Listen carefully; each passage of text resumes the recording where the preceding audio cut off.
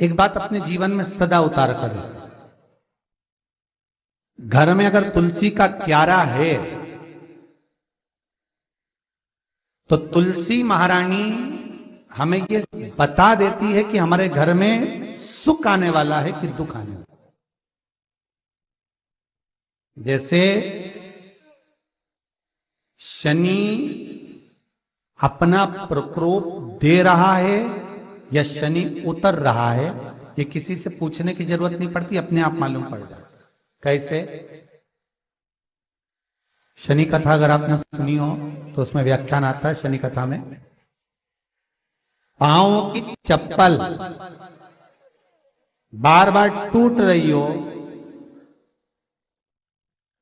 कमर से नीचे जो वस्त्र पहने हो वो फट रहे हो, कहीं पजामा है, धोती है, आदि वस्त्र हैं, कपड़े हैं, वो अपने आप फट, आज के जमाने में तो फटे फटाए पहनते हैं लोग, फैशन। उसकी गारंटी नहीं है, उसका हम वर्णन नहीं कर, हम जब पहनते हम समझ जाते हैं इसको शनि तो ऑलरेडी लगा ही हुआ। जब उनका घुटना घुटनी सब फटा हुआ दिखता है तो उसमें लग जाता है कि शनि पहले से लग गया बापड़ा, उनके पहने से तो मालूम पड़े। शनि का नियम है, शनि कथा कहती है पांव की चप्पल बार बार टूट रही हो, घिस गई हो, बद्दी टूट रही हो, कुछ कर रही हो, और अगर कमर से नीचे जो वस्त्र पहने हो वो अपने आप फट रहे हो, समझ लेना कि शनि पांव से प्रवेश कर रहा, मतलब अपनी प्रखरता शनि दिखा रहा। किसी मंदिर में गए महाराज और वहां जाने पर चप्पल चली गई तो समझ लेना शनि की कुदृष्टि अब पड़ना बंद होना चालू हो गया। कितना सुंदर कहा है महाराज। जूता चप्पल आज के जमाने में तो फैशन हो गई साहब, घर की चप्पल अलग होती है, बाहर की चप्पल अलग होती है। लोग घर में चप्पल किचन तक में पहन के जाते हैं। अरे पानी ले जाओ सियोर से, रसोई घर में लोग चप्पल पहन कर जाते हैं, जहां भगवान का प्रसाद बन रहा है, जहां अन्नपूर्णा निवास कर रही है, और पूछो तो कह किचन की चप्पल है तो माथे पे रख लो। तुम अपनी मां को जरूर देखना है एक बार, वो बूढ़ी मां कितनी बार किचन में चप्पल पहन कर गई, मुझे जरूर फोन कर कर बताना। बूढ़ी मां रसोई घर में आज भी बिना चप्पल के जाती है, और बहुओं की कहीं एड़ी नहीं फट जाए, ठंड नहीं बैठ जाए, इसलिए ये रसोई घर तक में चप्पल पहन कर जाती है। सूर्य नारायण की कथा पढ़ना, शनि महाराज की कथा पढ़ना, और गरुड़ पुराण की कथा पढ़ना, जिन जिन कथाओं का हम व्याख्यान कर रहे हैं उसको पढ़ना जरूर हो। क्या लिखा है?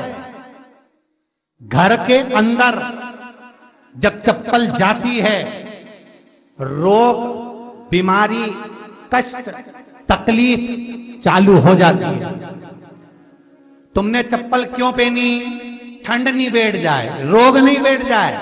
घर के अंदर उतना बढ़ गया, एक कालीन बिछा दो, एक दरी बिछा दो, मोटा आसन बिछा दो, जिस पर तुम चल लो। जरूरी है कि कई कई लोगों को तो हमने ये भी देखा कि कालीन पर भी चप्पल पहन के चलते, और ब्राह्मणों को भोजन परोस रहा है, गुरुजन को भोजन परोस रहा है, ठाकुर जी की थाली बना रहा है, ठाकुर जी का थाल लगा रहा है, तो भी चप्पल है पांव में। तेरा क्या होगा रे कालिया, क्या होगा?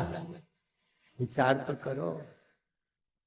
देह पड़ी रे जाए यहीं पर, फिर कुंडल और नगीना, क्या हरि नाम नहीं तो जीना। अभी भी सुधर जाओ रे, अभी भी सुधर जाओ, नहीं सुधरो तो सिधर जाओ रे, या तो सुधरो नहीं तो सिधरो, थोड़ा सुधरो। रसोई घर में अन्नपूर्णा रहती है, रसोई घर में शिव महापुराण की कथा कहती है जब भगवान शंकर को मां जगत जननी भोजन करा रही थी, शंकर जी ने वर मांगा था अन्नपूर्णा से, ए अन्नपूर्णे, तुम मेरे घर के बच्चों का भरण पोषण कर रही है। इस मृत्यु लोक में जितने मनुष्य जन्म लेते हैं ये मेरे पुत्र कहलाते हैं। तो अन्नपूर्णा ने कहा, चिंता मत करना भोलेनाथ, जिस जगह पर एक स्त्री, बेटी, कन्या या घर की बहू या बूढ़ी मां भोजन बनाएगी, उस जगह पर मैं अन्नपूर्णा उसके शरीर में प्रवेश करूंगी। और वो रसोई घर नहीं होगा, वो मेरा और तुम्हारा मंदिर कहलाएगा। अब मंदिर में चप्पल पहनकर भोजन का निर्माण करना, ये श्रेष्ठता है। एक आसन पटक लो आप रसोई घर के अंदर, जिस आसन पे खड़े होकर आप भोजन बना लो। मोटा सा आसन रख लो, चप्पल की जरूरत ही नहीं। श्रीमद् भागवत कथा कर रही है, तुलसी का मात्र स्मरण। तो शनि अपनी दृष्टि बता देता है। शास्त्र कहता है जब घर के अंदर प्रवेश करने के, जब आप घर में प्रवेश करें तो एक कोने में चप्पल को उतार दें। बाहर जगह नहीं है तो घर के अंदर प्रवेश कर कर लेफ्ट में चप्पल को उतार दें,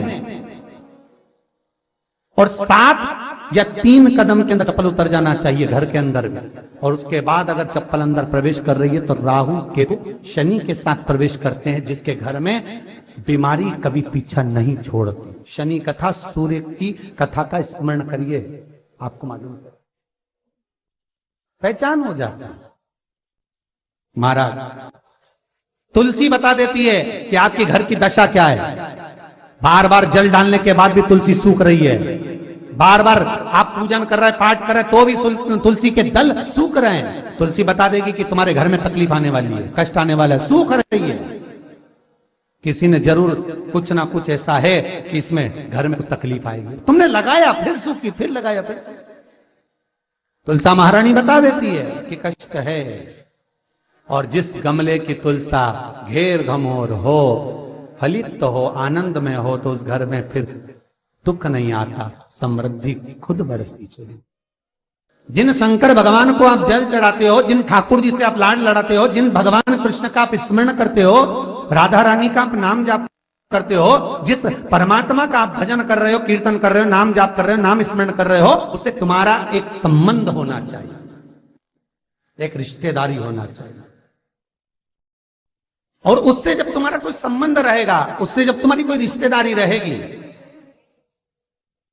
तो उस रिश्तेदारी में जैसे ही आपके प्राण छूटे, और छूटते से ही आप जब गए, तो जाते ही आप कहोगे कि कृष्ण से मेरा ये संबंध है, वो मेरा पुत्र, वो मेरा भाई, वो मेरा बेटा, वो मेरा सगा, वो मेरा रिश्तेदार, वो मेरा कुटुंबी, वो मेरा पुत्र।